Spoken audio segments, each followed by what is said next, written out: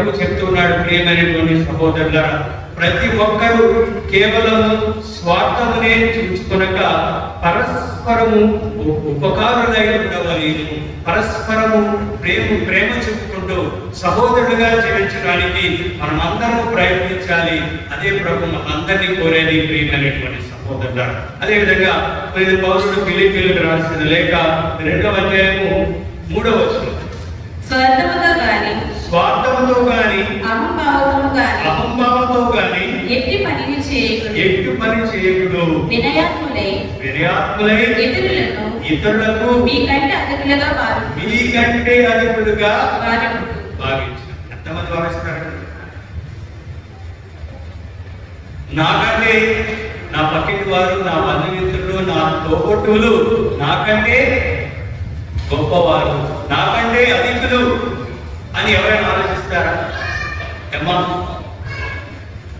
ఎవరైనా ఆలోచిస్తాం? దేవుని వాక్యం చెప్తుంది. ఏమని చెప్తుందంటే, దేవుడు మనల్ని దీవించాలంటే, దేవుడి చేత మనం అనేకమైనటువంటి అనుగ్రహాలు మనం పొందాలంటే ఇతరులు మనకంటే అధికులని, గొప్పవారని ఆలోచించాలి.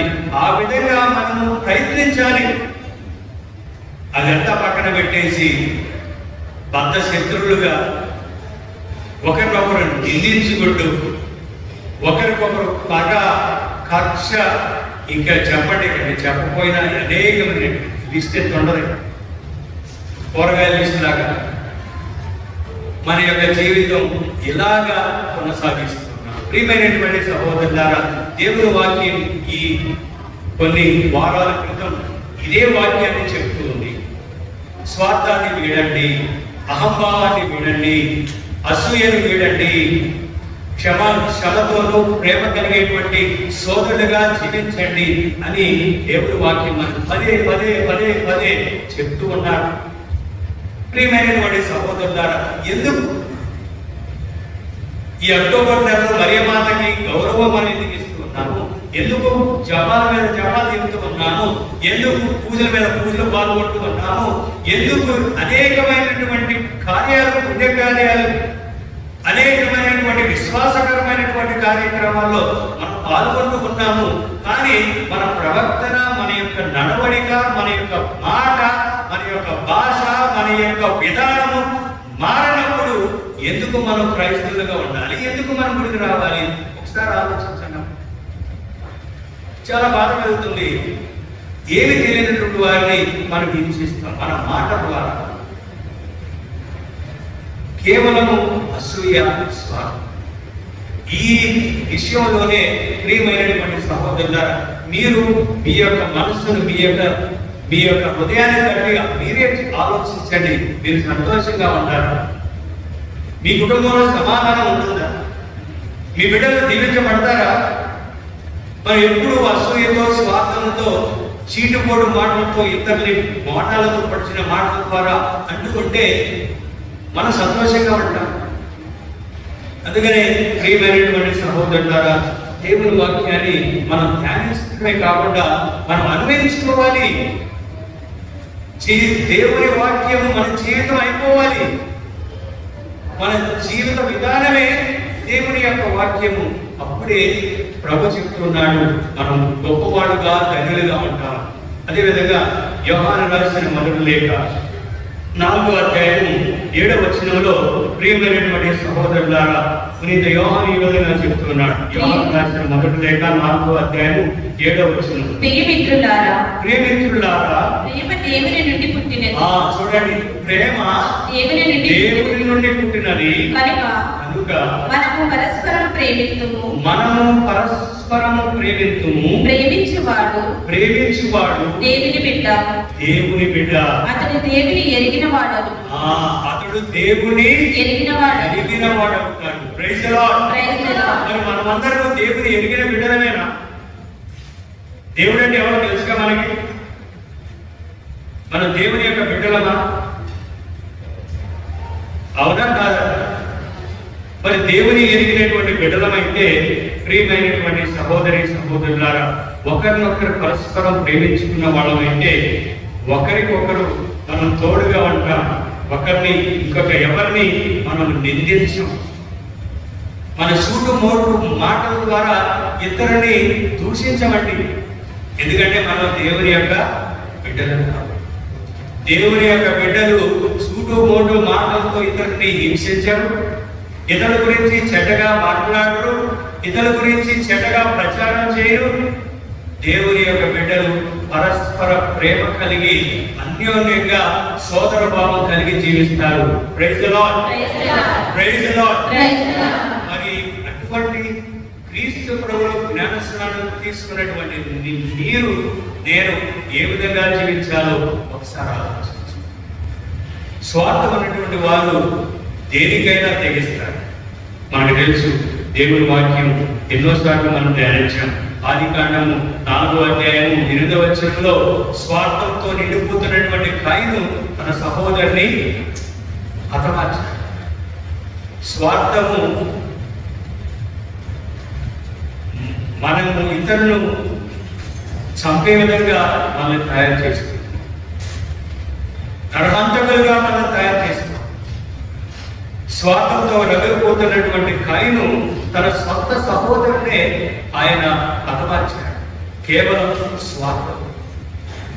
ఆదికాండం 4వ అధ్యాయము 8వ వచనంలో మనం చదువుతాం. చాలు. అదేవిధంగా రాజుల మొదటి గ్రంథము 24వ అధ్యాయము 13వ వచనంలో కూడా స్వార్థం.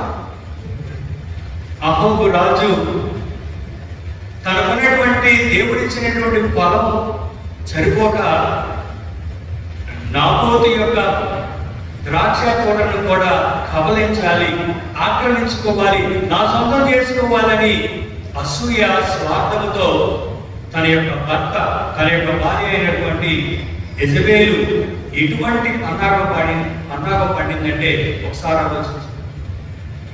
రాజుల మొదటి గ్రంథము 24వ అధ్యాయము 21వ అధ్యాయం